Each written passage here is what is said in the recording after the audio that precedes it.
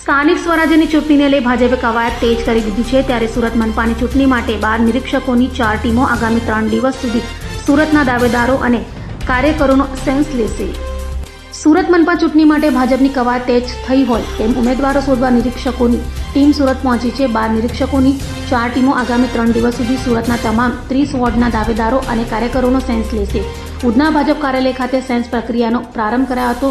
તો આજે ward number 1 થી 12ના દાવેદારોને સાંભળવામાં આવશે, જ્યારે ગુરુવારે વોર્ડ નંબર 13 થી 24ના દાવેદારોને સાંભળવામાં આવશે અને શુક્રવારે વોર્ડ નંબર 25 થી 30ના દાવેદારોને સાંભળવામાં આવશે। દરેક બેઠક દીઠ 3 સંભવિત ઉમેદવારોની યાદી તૈયાર કરી પ્રદેશ ભાજપને સોંપવામાં આવશે। આજે આવનારા 3 દિવસમાં 30 વોર્ડના દરેક કાર્યકર્તાને સાંભળવાની વ્યવસ્થા કરવામાં આવી છે। આજે પહેલા દિવસે 12 વોર્ડની ટોટલ 4 ટીમ, દરેક ટીમમાં 3 સભ્યો છે અને સવારે 10 વાગ્યાથી રાત્રે 10 વાગ્યા સુધી દરેક કાર્યકર્તા પોતાની વાત રજૂ કરી શકે એની વ્યવસ્થા સુરત મહાનગરે કરી છે।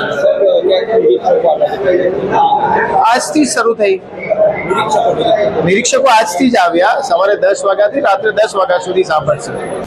અભય થઈને નિષ્પક્ષતાથી નિરપેક્ષ રીતે વાસ્તવિકતાનો અરીસો રૂપી સચોટ માહિતી લાવતો સત્યની સાથે અભય ટાઈમ્સ।